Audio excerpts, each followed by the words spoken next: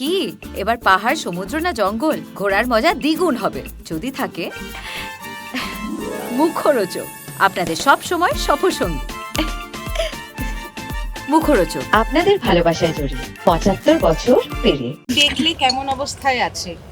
Physically তো fit, but mentally নয়, একদমই স্টেবল না মেন্টালি। মেন্টালি এত তাড়াতাড়ি স্টেবল হওয়ার কথাও নয়, সেটা সম্ভব না। কিন্তু মানে আমি যেটা বলবো যে তো মাঝে মাঝেই ভেঙে পড়ছে, কিন্তু আমার মনে হয় যে ওই কান্নাটা দরকার। মানে কাঁদলে না, মানে ভেতরের আমার মনে হয় যে যে চাপা ব্যাপারটা আছে সেটা হয়তো রিলিজ হবে, একটু হলেও হবে, এটা আমার মনে হয় আর কি। মানে খাচ্ছে না কিছু, কেন এখনও ওর খাবার দিয়ে গেছিলো, নার্সরা বললো যে পারলে একটু খাইয়ে দেবেন, কেন প্রচুর ওষুধ চলছে। আমরা অনেক চেষ্টা করলাম, কিন্তু বলছে না, খেতে ইচ্ছা করছে না, কিন্তু খাওয়াতে পারলাম না। থাকলাম অনেকক্ষণই, আধ ঘন্টা 40 মিনিট পর্যন্ত ছিলাম, তো খাওয়াতে পারলাম না। তবে জানি না এখন। কিন্তু শ্বশুরবাড়ির তরফ থেকে একবারও যোগাযোগ করা হয়, মানে করেনি এখন অবধি? তোমরা কোনো রকম কিছু চেষ্টা করেছিলে? নাম্বার নেই তো আমার কাছে। আমি প্রভাবের সাথে সেই রকম জাস্ট টকিং টার্মস, ওর বাড়িতে গেলে দেখা হলো, হাই হ্যালো, এরকমই ছিল। তো ওরকম বন্ধুত্ব আমাদের কখনো তৈরি হয়নি প্রভাবের সাথে। দেখো, সোশ্যাল মিডিয়ার ব্যাপারটা না এত বেশি হয়ে গেছে, ছড়িয়ে গেছে। আমার মনে হয় যে ওরা জানে না সেটা তো হতে পারে না, জানে তো অবশ্যই, বটেই জানে। তো এবার যখন যোগাযোগ করছে না, তার মানে বুঝতে হবে যে ইন্টেনশনালি হয়তো করতে চাইছে না বলেই করছে না, মানে জানে না বলে করছে না, সেটা মনে হয় না। না, ওর মা কলও করেছিল, কল রিসিভ করেনি। আচ্ছা, ওর সাথে তোমরা বন্ধু হিসেবে কখনো আন্দাজ করতে পেরেছিলে যে ভেতরে এতখানি আন্ডারকারেন্ট কথা হয়েছিল? মানে এই আন্ডারকারেন্ট চলছে কি সেটা বুঝতে পেরেছিলে? না, ওর যখনই প্রভাবের সাথে কোনো ঝামেলা হয় তখনই ফোন করে বলতো যে এরকম এরকম হচ্ছে, কি করব। মানে অবভিয়াসলি আমি একটাই কথা বলতাম, যেখানে প্রবলেম হচ্ছে সেখানে থাকিস না। আর যদি মনে হয় যে যেখানে প্রবলেম সলভ হওয়ার, তাহলে সেখানে সলভ করে নে। দুটোর যে কোনো একটা তো করতে হবে। দেখো, আমরা সবাই এটাই চাই, কেউ তো আর বিয়ে করে ভাঙার জন্য নয়, সবাই একটা পজিটিভিটি নিয়ে, ভালোবাসা নিয়ে সংসার করবে বলেই বিয়ে করে। ধুমধাম করে সুন্দর বিয়ে একদম, হলো। আমার বলছি ধুমধাম করে হোক, সাইলেন্টলি হোক, সবাই বিয়েটা করে একটা নতুন কিছু শুরুর জন্য। এবার আমার কথা হচ্ছে যে তারপরে বিয়েটা ভালো হবে না খারাপ হবে, এটা না আমাদের কারুর হাতে নেই। মানে আমরা বিশ্বাস করো বুঝবো না যতক্ষণ ওই 4 দেয়ালের তলায় থাকবো কেউ। তো সেটা যখন খারাপ হয় দেখতে থাকে কোনো মানুষ, তাহলে সবাই চেষ্টা করে কি সেটাকে কী করে ঠিক করা যায়, কী করে ঠিক করা যায়। সেই চেষ্টাটার পরেও যখন ঠিক হয় না, তখন আমার মনে হয় কি যে তখন ডিসিশন হচ্ছে তাহলে শান্তি মনে আলাদা হয়ে যাওয়া, এটাই আমার মনে হয়। কিন্তু সেটাতে জীবন নিয়ে আমার মনে হয় জীবনের থেকে বড় কিছু হয় না। এত কিছুর পরও তো ও বলছে যদি এখনো যদি প্রভাব ফোন করে বোধহয় দেবলীনা বলছে চলে যাবে। হ্যাঁ, মানে ওটাই তো বলছে যে এখনো ফোন করলো না, এখন এলো, মানে এখনো ওর মধ্যে সেই এক্সপেকটেশনের জায়গাটা আছে। সেটা তো দুম করে একদিনে ওভারনাইট চেঞ্জ হয়ে যাবে না, সেটাও সম্ভব না।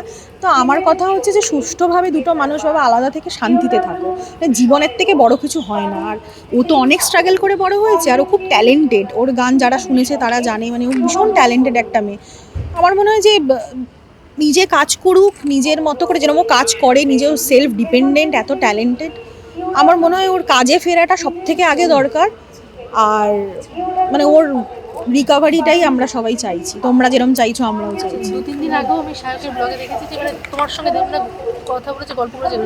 আমরা একসাথে পাল জেমসে গেছিলাম, ওখান থেকে শো ছিল না, বুঝতেই পারিনি কিছু।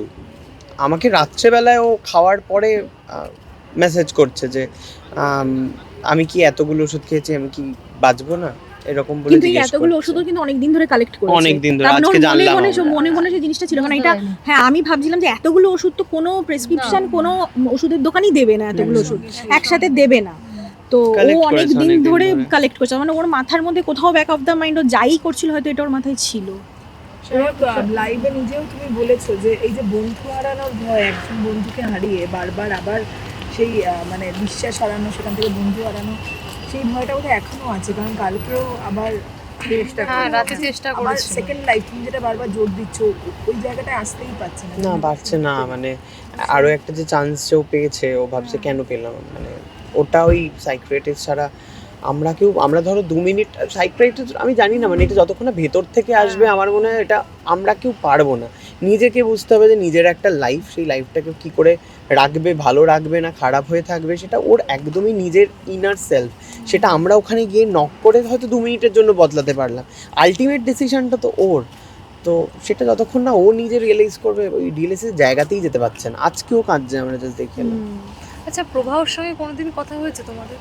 না, আমার আলাদা করে নাম্বার যেহেতু নেই, তো আলাদা করে বা কোনো নন্দিনীর সঙ্গেই, দেবলীনের সাথে দেবলীনার সঙ্গে, সরি।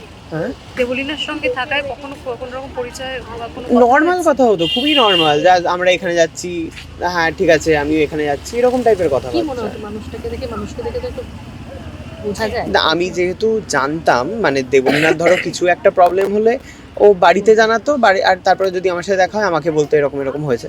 তো আমি না এই কারুর ব্যাপারে খারাপ শুনলাম, শোনার পর আমার না ওই তার ব্যাপারে ইনস্ট্যান্ট দেখলাম ওরা দুজন ভালো আছে বা আমিও হাততালি দিতে শুরু করলাম, এটা আমি করতে পারি না। মানে আমি যদি একবার শুনিনি তার মানে তার জন্য আমার বন্ধুটা খারাপ রয়েছে, তো আমার মধ্যে সেই জিনিসটা চলতে থাকে যে এই মানুষটা এক্ষুনি কষ্ট দিল আবার হাসছে খেলছে, ঠিক আছে ওরা ওদের মতো ভালো থাকুক, এটাই আমি চাইবো দূর থেকে।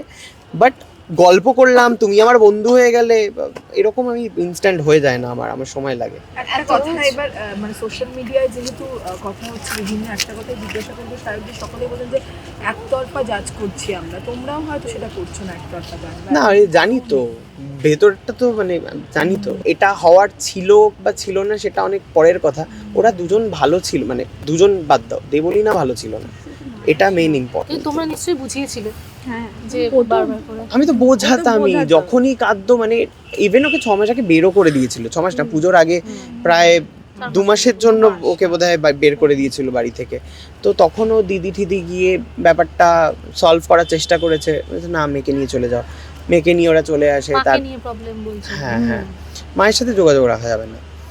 এইটা কিরম ক্লজ, আমি এটা প্রথমবার, আমি এটা মানে আমি জানি না, মানে মাকে বাবাকে ছেড়ে দিতে হবে, মাকে রাখা যাবে না, মায়ের সাথে সম্পর্ক রাখতে পারবে, মানে এইটা আমার খুব উইয়ার্ড একটা ব্যাপার লেগেছে। মানে এইরকম ক্লজ অন্য কিছু তাও বোঝা যায় যে তুমি কাজ করবে না, সংসার করবে, কিন্তু মাকে ছেড়ে দেবে, এটা আমি তো কাজের টাইমিং এও প্রবলেম ছিল ওদের, 10টার মধ্যে ঢুকতে হবে, 10টা পার করা যাবে না। এটা তো না, শোটা তো আবার হয় না, বিয়ের পর দেবলীনা শো করা শুরু করেছে, না না সবই আগের জানতো, থেকেই জানতো, জানার পর তাহলে তুমি প্রথমেই তাহলে তুমি বলতে যে আমার এই পছন্দ না, তারপরে তোমার ডিসকাশনে আসতে, তো প্রথমেই সব কিছু পছন্দ হয়ে গেল, বিয়ের 1 বছরের মাথায় আর সব কিছুই খারাপ লাগছে, তো সেটা তো সমস্যার ব্যাপার। এত কিছুর পরও দেবলীনা আবারও ফিরে যেতে চাইছে প্রভার কাছে, মানে তোমরা যেহেতু বন্ধু খুব ক্লোজ, কিছু জিজ্ঞাসা করেছো এই বিষয়ে কখনো? চাইছেই, মানে কি জিজ্ঞেস করবো এবারে, কেউ যদি কাউকে ভালোবাসে, ইটস লাইক আমার যেটা মনে হয় মানে আমরা যেরকম আমাদের মা বাবাকে ভালোবাসি, মা বাবার সাথে ঝগড়া হয়, ঝামেলা হয়,